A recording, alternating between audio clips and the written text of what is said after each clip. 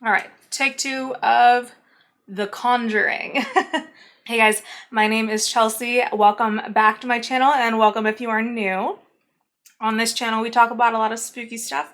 And at the beginning here, we are focusing on covering the true stories behind some of the best horror movies out there. Most scary, most best, whatever. So all our favorite horror movies. So horror film junkies, this is for us. And if you like that type of content, please like, subscribe, share with your friends, and let's have some fun talking about The Conjuring this week.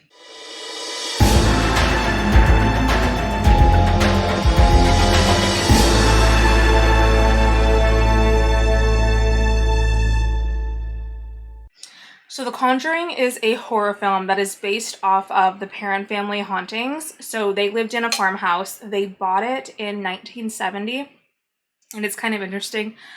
So Roger Perron was out of town when Carolyn Perron saw this ad for this house, and she loved it. They have 5 daughters, and she was like, oh, beautiful space. So she just went ahead and put a down payment on it while Roger was out of town. So there really was no discussion like that would fly these days. But so they moved in. And they decided, this is going to be a great place. And, the kids were excited. It was on 200 acres of land. The house was just really big and everybody had their own space. It was just, yeah, this is going to be awesome. So upon moving in, it started like immediately. All these things that they experienced like hearing voices, they experienced seeing apparitions, they experienced just a lot of interesting stuff over the course of the 10 years that they were living there. So once they moved in winter of 1970, the neighbors had actually told them, like, you should leave the lights on at night. Like, it's kind of creepy in there. So they moved in and started, and all these things started happening almost right away. And the children actually believed that they had ghost roommates, which is like kind of cute. They said that there was an entity that was nice and took them in at night, and it was kind of like a motherly figure, and she would sit at their bed, and the family just over time learned to live with these ghosts, and it's kind of sweet. I mean, when it starts nice. There was one evening that the girls had been told by one of these entities that there were 7 dead soldiers buried in the walls. So that's kind of weird. And at 5:15 one morning, they had all smelled the smell of rotten flesh in the house, and it woke everybody up. Seems like from here on out, we started feeling a more negative energy in the house, and they had also said that the girls had said that there was a male spirit that they believed to be bad. Some more crazy experiences started happening that were, again, more intense. And they believed that the eldest daughter said that the female ghost had looked at their mother Carolyn as a threat. So she was very caring to the children, but not so much the mother. This is when a family friend named Barbara had got in touch with Ed and Lorraine Warren and wanted them to come in and help them out. So we know Ed and Lorraine Warren.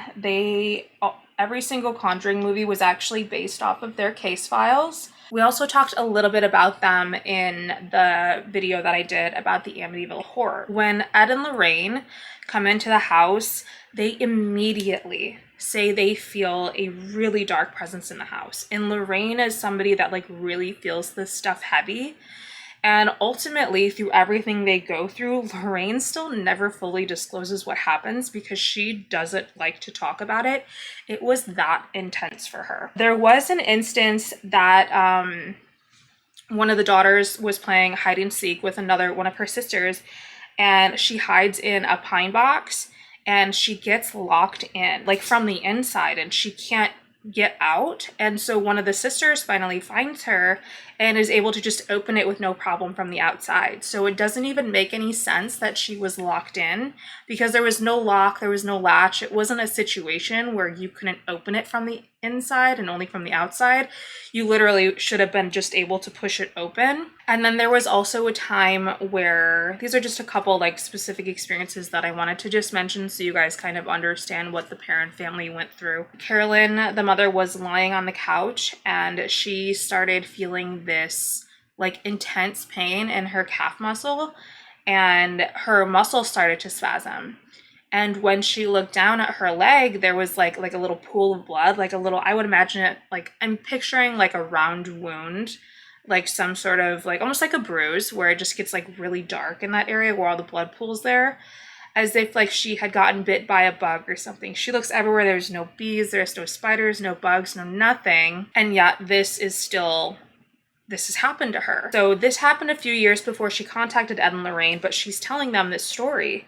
And eventually it comes out that they believe, that Ed and Lorraine Warren believe that this house is being haunted by the ghost of Bathsheba. So Bathsheba was born in 1982 in Rhode Island, and she was married to Judson Sherman.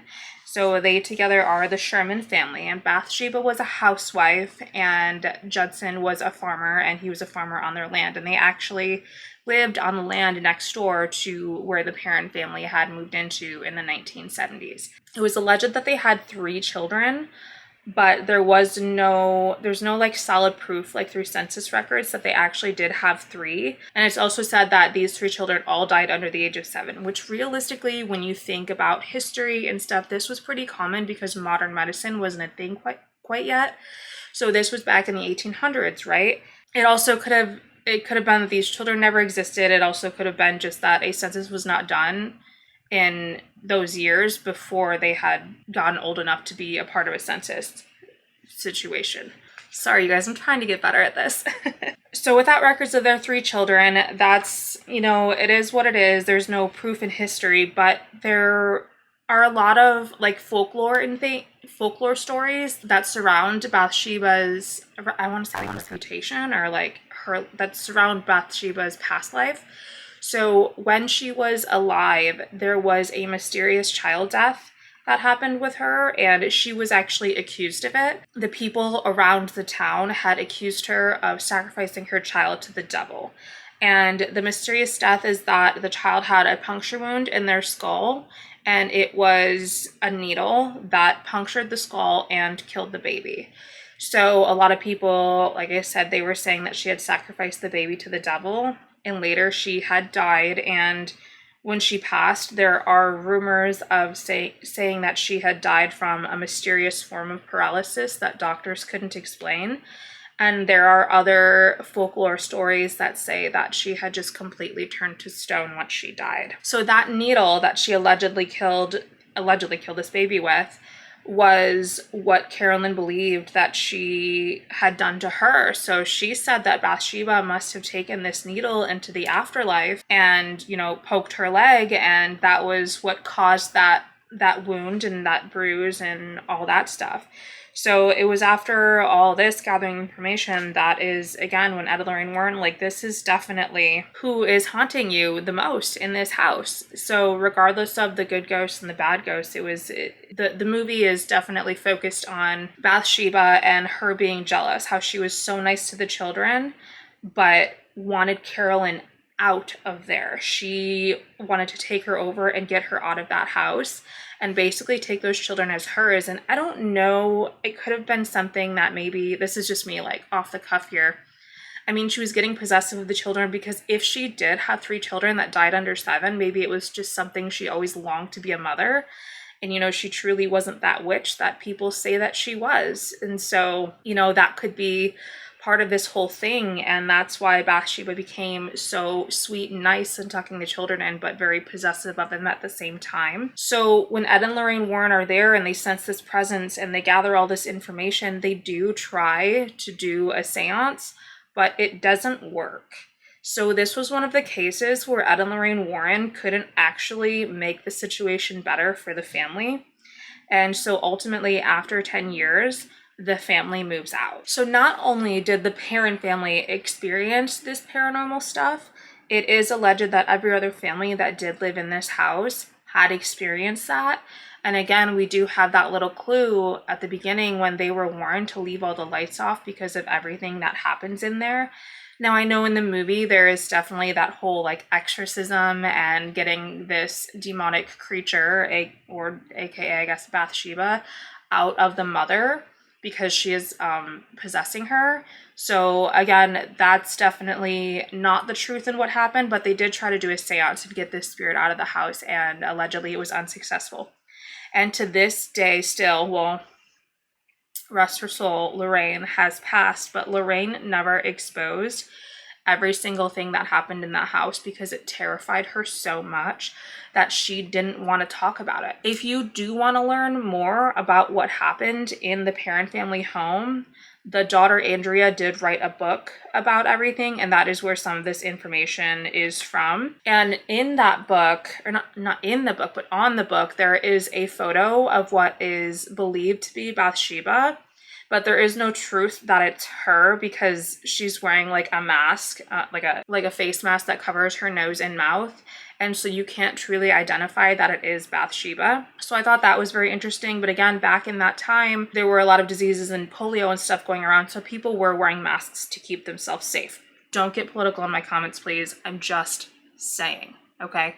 Relax. We've moved on. Anyways, that's just another like crazy haunting story that I find just super interesting. I know this was like a shorter video because I guess I didn't do as much research as I thought I did, but I still thought it was very interesting, and I really wanted to get another movie out to you guys because I've been watching The Conjuring over and over and over and trying to figure it out, and I wrote so many pages and thought I had more. That's it. I hope you guys enjoyed this video, this quick little history of The Conjuring and the story that inspired it of the Perron family. I know it's not as detailed as some of my other videos have been, but again, I wanted to make sure I got something out. We will get more into The Conjuring and Ed and Lorraine Warren's stories as I cover the other stories that happened in The Conjuring. So stick around for that, like and subscribe, and I cannot wait to see you on the next one. Stay spooky, guys.